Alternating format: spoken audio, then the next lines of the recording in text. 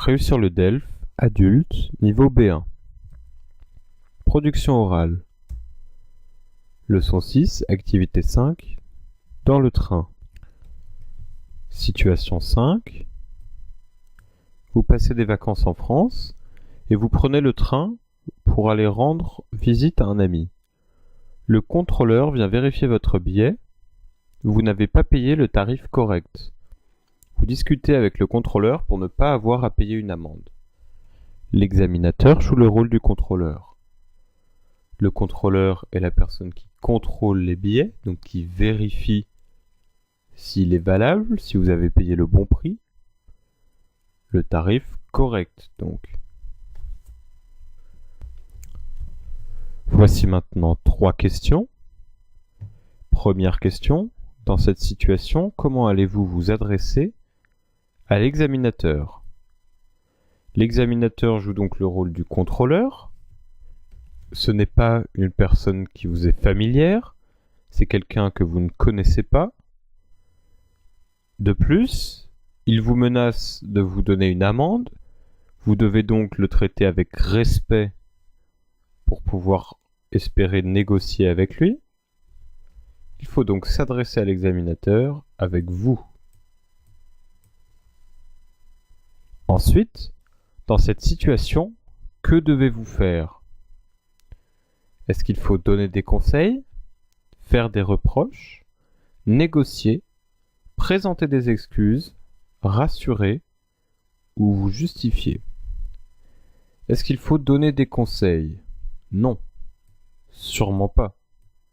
Puisque c'est vous qui êtes en tort, puisque vous vous êtes trompé de tarif, vous n'avez donc aucun conseil à donner au contrôleur. Encore moins lui faire des reproches, puisque si vous lui parlez sur un mauvais ton, il donnera l'amende sans hésiter. Il faut par contre négocier. Essayer de demander à ce qu'il n'y ait pas d'amende, lui faire comprendre pourquoi. Présenter des excuses, bien évidemment, puisque c'est nous qui sommes en tort. Donc, il convient de s'excuser poliment. Rassurer, pas vraiment. On n'a personne à rassurer ici. Par contre, il faut se justifier, c'est-à-dire expliquer pourquoi on s'est trompé de tarif, parce que on est étranger, on ne comprend pas forcément tout, c'est un système différent. Il faut donner des raisons au contrôleur. Troisième question. Dans ce dialogue, quelles sont les expressions que vous pourriez utiliser? Ça ne va pas la tête? C'est tout à fait exceptionnel. Je suis vraiment désolé. Je le saurai maintenant. Je vous déteste. C'est parce que j'étais très pressé. J'exige que vous me remboursiez. Et si je payais la différence de prix? N'insistez pas. S'il vous plaît, soyez compréhensif. Donc, ça ne va pas la tête, on ne va sûrement pas l'utiliser, puisque c'est mal poli. C'est tout à fait exceptionnel. On peut l'utiliser pour bien expliquer que c'est la première fois, que ça n'arrive jamais d'habitude que vous vous trompiez de tarif. On va aussi utiliser « je suis vraiment désolé » pour les excuses. Je le saurai maintenant, évidemment. Ce qui veut dire que s'il ne nous met pas l'amende, on peut lui dire « je le saurai maintenant » pour expliquer qu'on ne le refera plus. Je vous déteste, sûrement pas. Sinon le contrôleur ne risque pas d'enlever l'amende. C'est parce que j'étais très pressé. Il ne vaut mieux pas dire ça puisque ce n'est pas vraiment une excuse d'être pressé.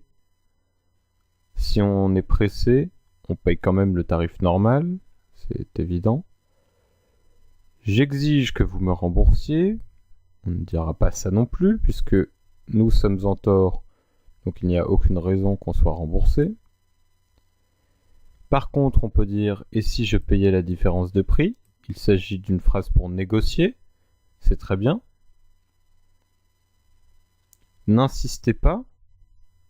Il n'y a aucune raison de dire ça.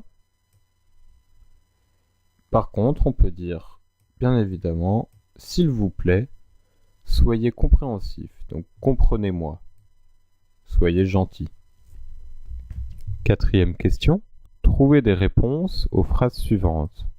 Ce sont des phrases qui pourraient être dans ce dialogue et des réponses possibles. Votre billet n'est pas valable, monsieur. Je vais devoir vous demander de payer une amende.